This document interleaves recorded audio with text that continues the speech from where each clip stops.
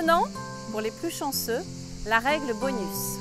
Alors, dès que vous avez fini votre entretien, que vous rentrez chez vous, ce qui est intéressant, c'est de faire un débriefing. Reposez-vous les bonnes questions. À quel moment est-ce que vous vous êtes senti à l'aise?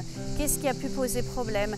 Notez bien vos difficultés. Notez ce qui a bien fonctionné parce que ça vous servira les fois d'après. Ça, c'est la première chose. Deuxième petite astuce qui est importante parce qu'il faut savoir qu'il y a une seule personne sur 10 qui le fait.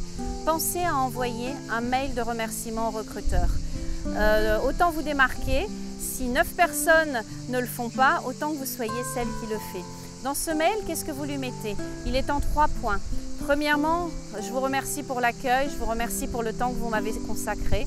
Le deuxième point, ce serait j'ai bien compris que le poste comprend telle et telle mission. Et en gros, vous résumez ce qu'est le poste. Et le troisième point, vous renouvelez votre motivation.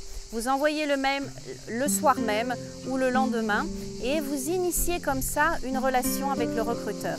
Alors il y a un autre petit truc, c'est que si pendant l'entretien, le recruteur vous a donné des conseils sur votre CV, et ça arrive très souvent parce qu'on ne peut pas s'empêcher quand on a un CV entre les mains de donner quelques conseils. Et s'il vous a donné des conseils, même si vous les trouvez nuls, vous les prenez en compte, vous faites un autre CV et vous lui renvoyez la nouvelle mouture aussi par mail en disant « Je vous remercie pour les conseils que vous avez pu me donner. Voici la nouvelle mouture qui tient en compte des informations que vous m'avez données. » Donc ça peut être des trucs qui peuvent vous aider. Ensuite, n'hésitez pas à rappeler environ entre 3 et 5 jours après votre entretien. Si vous n'avez pas eu de nouvelles, si vous avez bien envoyé ce mail, rappelez. Alors soit vous envoyez un deuxième mail, soit vous appelez par téléphone. Comme vous aurez eu des contacts et vous aurez initié la relation déjà par mail, ça sera déjà beaucoup plus facile.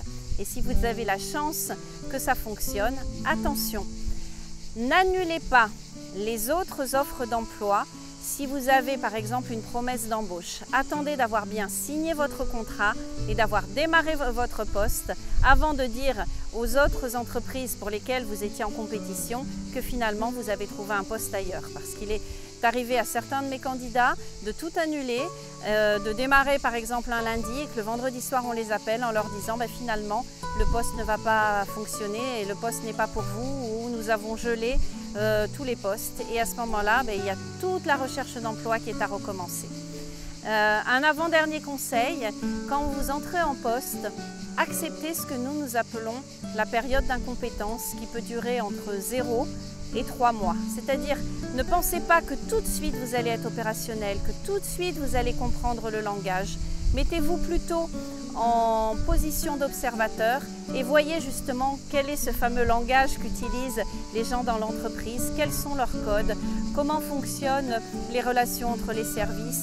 Imprégnez-vous, soyez observateur et attendez d'être observateur avant de pouvoir être force de proposition.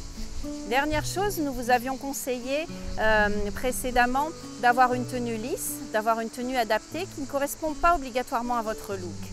Attendez la fin de la période d'essai et d'être définitivement en poste et surtout attendez d'avoir montré le professionnel que vous êtes pour récupérer votre identité vestimentaire. Ne le faites pas trop tôt, ne le faites surtout pas pendant la période d'essai parce que vous risquez de vous faire licencier à cause de ça. Voilà, écoutez, j'espère que cette règle bonus vous aidera et puis je vous dis à très bientôt pour la suite.